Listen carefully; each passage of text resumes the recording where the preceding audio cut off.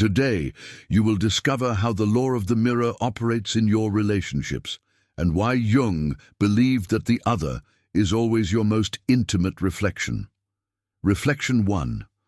What you admire in another is what you long to integrate within yourself. Reflection 2. What wounds you the most in another reveals the parts of yourself that remain unaccepted. And at the end, a practical exercise in conscious mirroring, plus a symbolic projection test. Why is it that even after so much self-knowledge, we still fall into the same emotional traps? Why do we feel drawn to people who are so different from us, yet strangely familiar in their wounds? And why do some encounters awaken in us an enchantment that feels almost magical, while others reveal scars we thought had already healed? Carl Jung believed that every relationship is a mirror, not in the superficial sense that we attract what we are, but in the deeper truth that we project onto others the parts of ourselves we have not yet learned to see, accept, or love. Sometimes we project our light. We admire in another what is, in fact, our own forgotten potential. Other times we project the shadow. We reject in another exactly what we continue to deny within ourselves. Understanding this changes everything, because it lifts us from the role of victims in relationships and invites us into a far more powerful role, that of the protagonist of our own healing.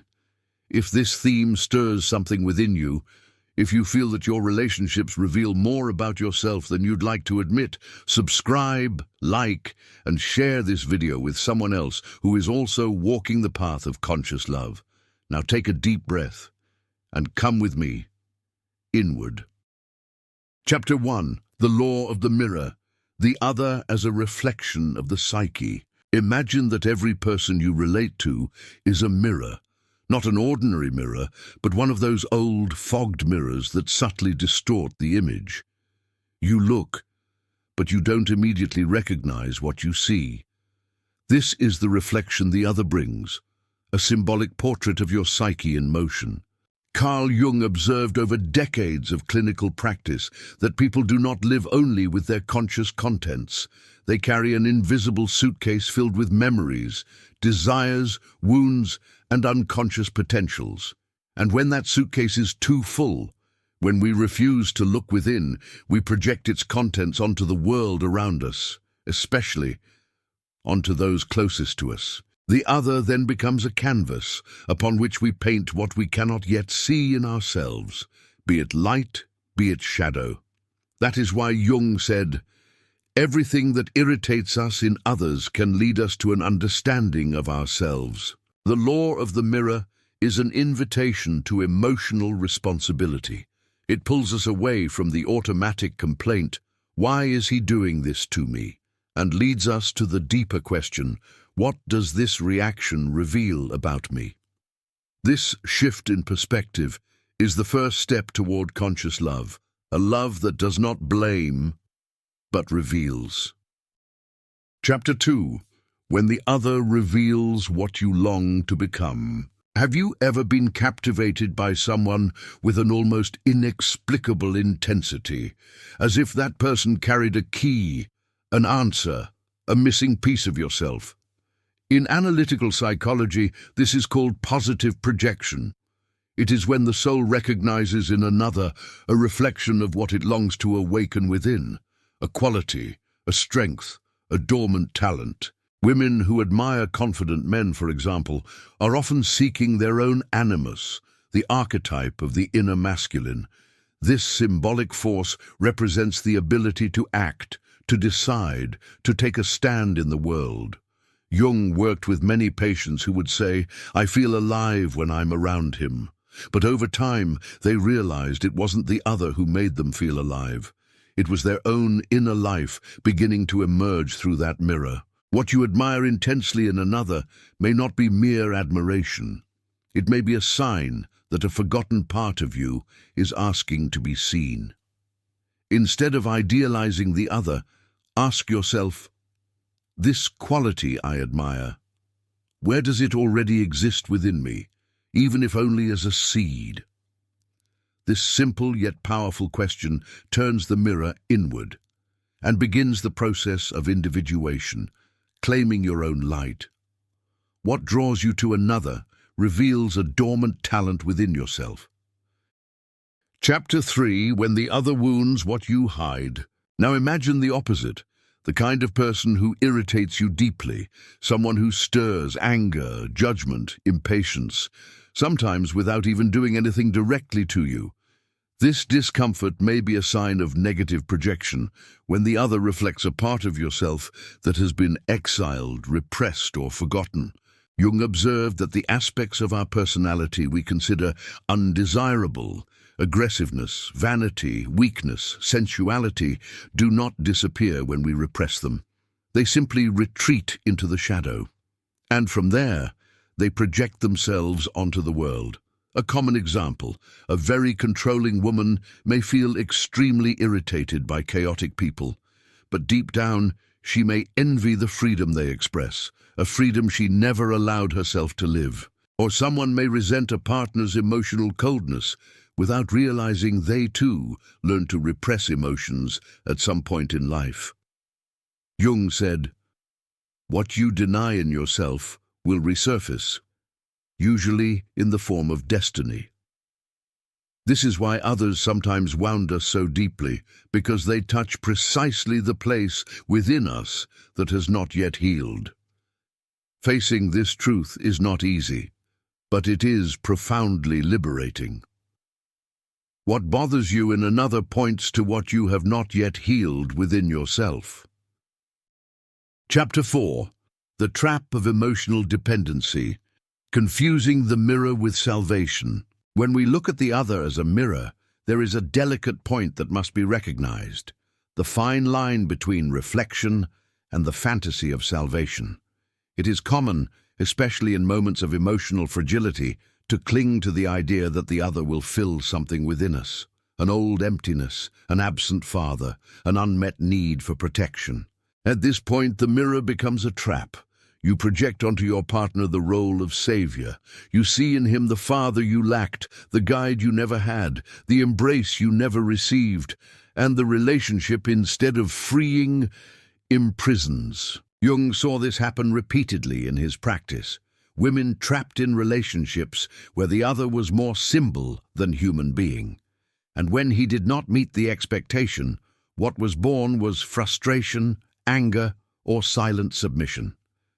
These are relationships marked by emotional codependency, where loving means needing, and being loved means erasing yourself to avoid losing the other.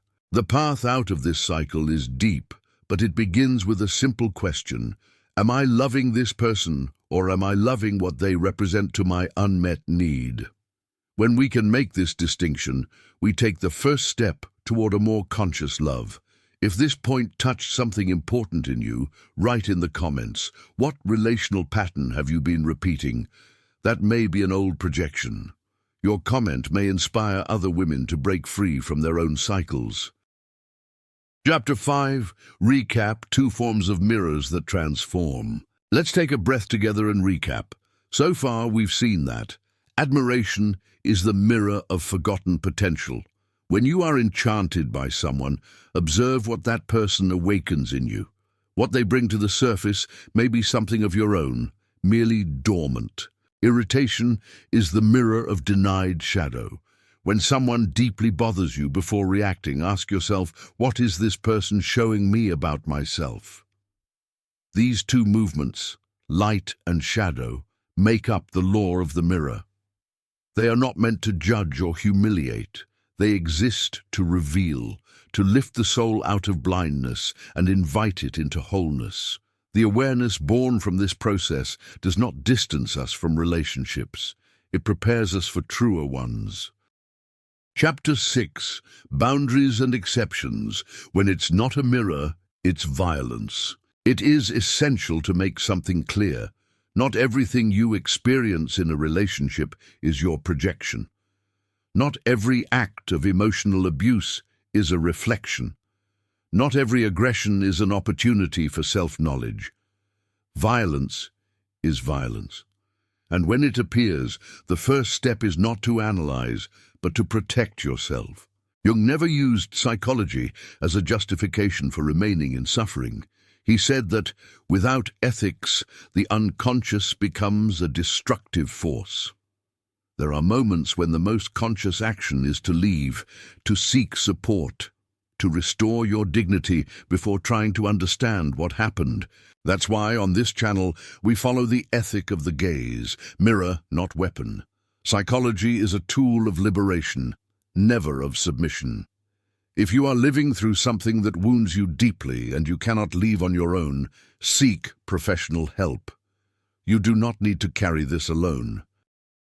Chapter 7. Practical Exercise, Conscious Mirror. Now that we've walked together through these symbolic mirrors, let's integrate with a simple yet profound exercise. Set aside 5 to 10 minutes, a notebook, and a quiet place.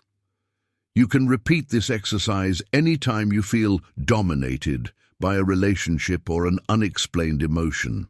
Step 1. Choose a mirror. Think of a person with whom you have an intense relationship, whether of admiration or conflict. Step 2. List 3 qualities or behaviors of this person. What attracts you the most or bothers you the most? Step 3. Ask yourself honestly, does this exist in me? In what ways have I also been like this, or longed to be? Step 4. Visualize integration. Close your eyes. Imagine this quality or shadow as a color, a shape, a presence. Invite it to live within you in balance. Thank the mirror for revealing. And release. This ritual does not require perfection, only presence. It transforms anger into wisdom and admiration into self-empowerment. Conclusion. Mirrors that free, not that harm. Every day you look into human mirrors. Some enchant you, others provoke you, but all of them show you something you may not yet have looked at with kindness. Carl Jung said, "The meeting with another is, above all, a meeting with the self." Today you have learned that what you admire in another is your own light, asking to be born. What you reject in another is your own shadow, asking to be embraced. Conscious relationships are not perfect relationships. They are relationships that reveal, and that allow love to be a path of self-knowledge, not alienation. If this content offered you clarity, sensitivity, or relief, share it with someone else who is also recognizing themselves through the mirrors of love. Comment below. What did you see in yourself throughout this video? The mirror does not judge. It only reveals, and you already have the courage to look at yourself with love.